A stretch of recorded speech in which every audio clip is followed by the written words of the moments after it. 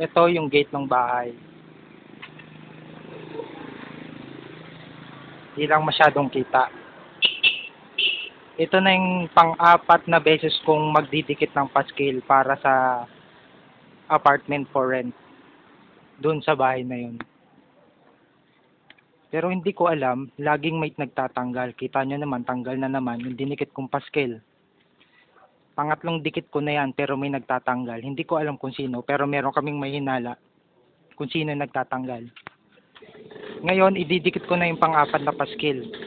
December 19 ngayon, 2007.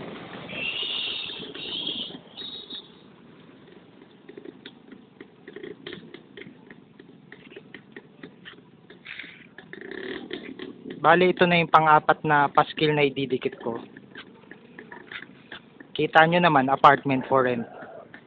Pero tuwing dumadalaw ako dito, laging tanggal tong paskil na to eh. Hindi ko alam kung bakit.